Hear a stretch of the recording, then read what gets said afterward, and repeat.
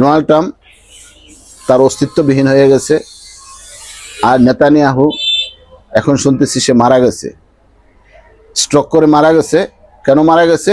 ভয়ে। কারণ নেতানিয়াহুকে ক্ষমতা থেকে সরাই দিছে এই ডোনাল্ড ট্রাম্প, সরাই দিছে।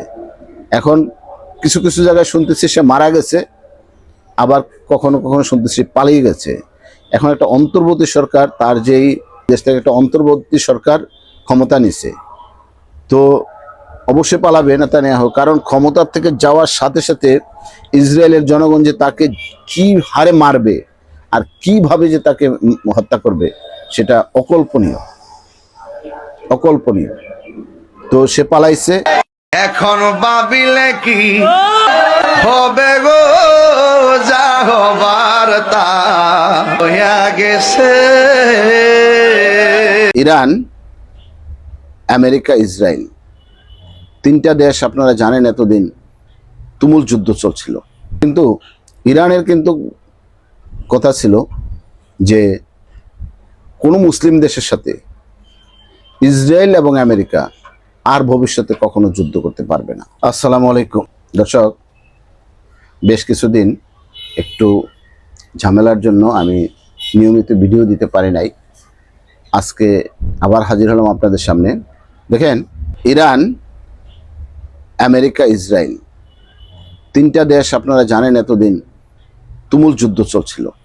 অবস্থা বেগতিক দেখে ডোনাল্ড ট্রাম্প ইরানকে হাতে পায়ে ধরে কোনোভাবে সারা ওয়ার্ল্ডের অনেক দেশকে বুঝাইয়ে কোনোভাবে একটা যুদ্ধের সমাপ্তিতে গেছে।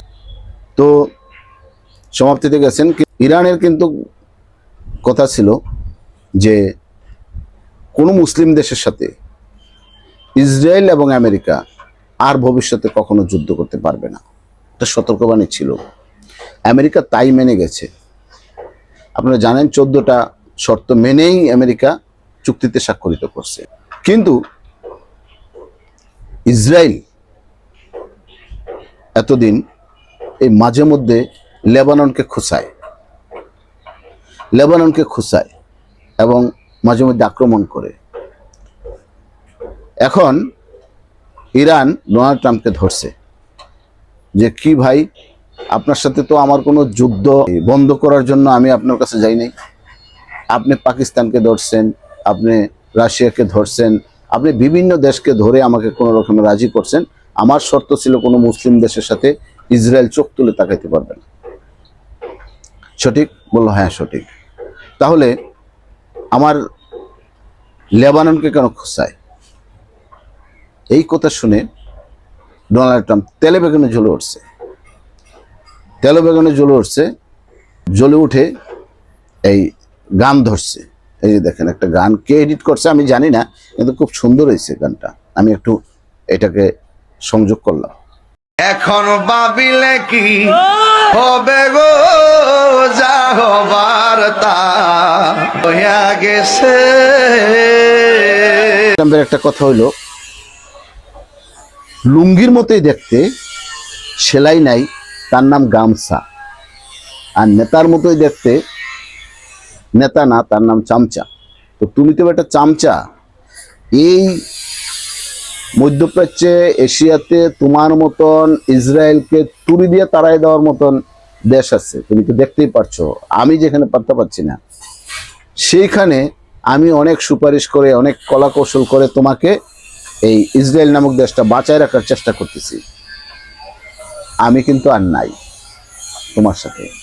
এখন 2 উইকেটের পতন। এক হলো নেতানিয়াহুকে ক্ষমতা থেকে সরাই দিছে এই ডোনাল্ড ট্রাম্প, সরাই দিছে। এখন কিছু কিছু জায়গায় শুনতেছি সে মারা গেছে, আবার কখনো কখনো শুনতেছি পালিয়ে গেছে। এখন একটা অন্তর্বর্তী সরকার তার যেই ক্ষমতা নিছে, তো অবশ্যই পালাবে নেতানিয়াহু। কারণ ক্ষমতার থেকে যাওয়ার সাথে সাথে ইসরায়েলের জনগণ যে তাকে কি হারে মারবে আর কিভাবে যে তাকে হত্যা করবে সেটা অকল্পনীয়। তো সে পালাইছে এবং তার জন্য এই ইসরায়েল নামক দেশটা এখন হুমকির মুখে পড়ে গেছে। আর এদিকে ডোনাল্ড ট্রাম্প, সেও একই অবস্থা। আমেরিকাতে যখনই সে নামবে তখনই তাকে মানে একদম ডিলিট করে দিবে আমেরিকা থেকে। আমেরিকার জনগণ তার উপরে এইভাবে শুলে চড়ানোর জন্য লেগে আছে। বলছে না, একবার ভাবিলে কি হবে গো, যা হবার তা হয়ে গেছে।